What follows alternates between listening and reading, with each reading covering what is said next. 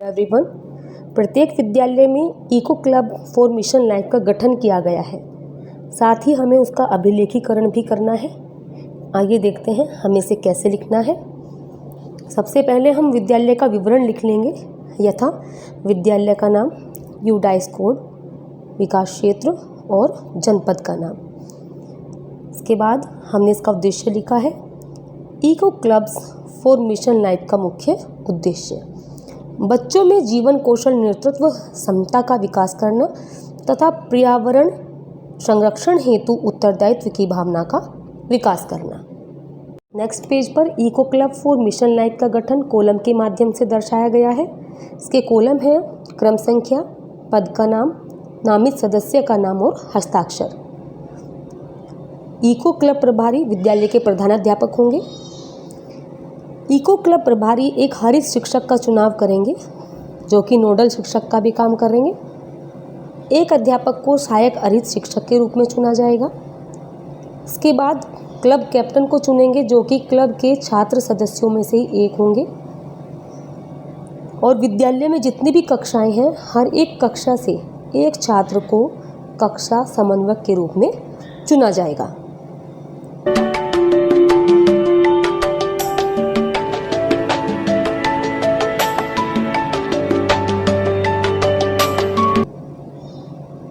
एक विशेष बिंदु यह है कि अभिभावक भी इको क्लब के सदस्य हो सकते हैं।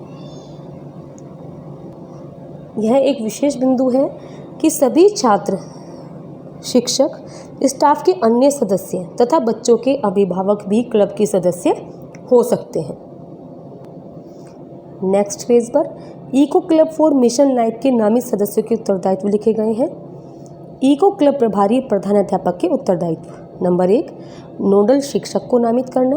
नंबर 2, क्लब की गतिविधियों के संचालन हेतु वार्षिक गतिविधि कैलेंडर तैयार करना। नंबर 3, पर्यावरण के क्षेत्र में कार्य कर रहे विशेषज्ञ संस्थानों के प्रतिनिधियों को आमंत्रित करना। हरित शिक्षक और सहायक हरित शिक्षक के उत्तरदायित्व: इनको क्या काम करना है? Number 1, eco club for mission life संबंधी गतिविधियों के प्रभावी क्रियान्वयन हेतु वार्षिक कैलेंडर तैयार करने में प्रधानाध्यापक को अपेक्षित सहयोग करना। नंबर 2, क्लब से संबंधित गतिविधियों के संचालन हेतु बच्चों के लिए सुरक्षित वातावरण तैयार करना। नंबर 3, सभी कक्षाओं के बच्चों को क्लब की गतिविधियों में भाग लेने के लिए प्रोत्साहित करना। नंबर 4, गतिविधियों का नियमित अनुसरण करना। नंबर 5, गतिविधियों से संबंधित अभिलेख तैयार करना। नंबर 6, क्लब की गतिविधियों के क्रियान्वयन हेतु आवश्यक संसाधन जैसे पुस्तकें, चार्ट पेपर, पेन पेंसिल, पौधे आदि की व्यवस्था करना। इको क्लब में हमने क्लब के सदस्यों में से एक बच्चे को कैप्टन के रूप में चुना है तथा हर कक्षा से एक कक्षा समन्वयक का भी चयन किया है। तो उनके क्या उत्तरदायित्व है?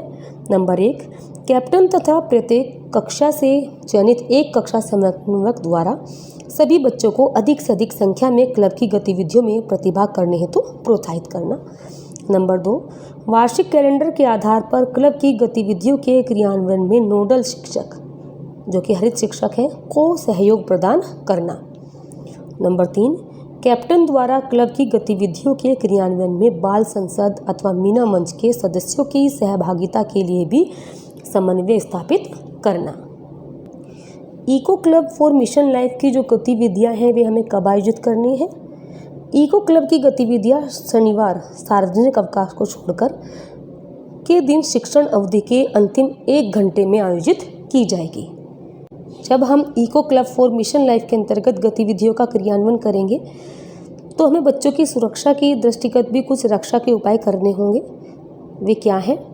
नंबर 1, क्लब की गतिविधियां प्रारंभ करने से पूर्व विद्यालय द्वारा कार्य योजना तैयार कर ली गई है, जिसमें जोखिम प्रबंधन और आपातकालीन स्थितियों से निपटने के उपाय भी सम्मिलित हैं। नंबर 2, क्लब की गतिविधियों के दौरान किसी भी दुर्घटना से निपटने के लिए विद्यालय में प्राथमिक चिकित्सा किट की उपलब्धता सुनिश्चित कर ली गई है। नंबर 3, विद्यालय में अग्निशमन यंत्र की उपलब्धता एवं क्रियाशीलता का ध्यान रखा गया है। नंबर 4, यह निश्चित कर लिया गया है कि हाई वोल्टेज बिजली के तार तालाब अथवा नहर के निकट की उपलब्धता वाले स्थान पर की गतिविधियां आयोजित नहीं की जाएंगी। नंबर 5, विद्यालय के निकटस्थ अस्पताल, प्राथमिक स्वास्थ्य केंद्र, अग्निशमन केंद्र, एम्बुलेंस इत्यादि के नंबर विद्यालय की ऐसी दीवार पर चस्पा किए गए हैं जिसे सुगमता पूर्वक अवलोकित किया जा सकता है। नंबर 6, सुनिश्चित किया गया है कि गतिविधियों के दौरान दिव्यांग छात्रों का शिक्षकों एवं अन्य बच्चों द्वारा विशेष ध्यान दिया जाएगा। इसके बाद हम eco clubs for mission life संबंधी गतिविधियों का जो मासिक कैलेंडर हमें प्राप्त हुआ है उसकी फोटोकॉपी कराकर हम यहाँ पर चस्पा कर लेंगे, जिससे कि गतिविधियों का समय से क्रियान्वयन किया जा सके। धन्यवाद।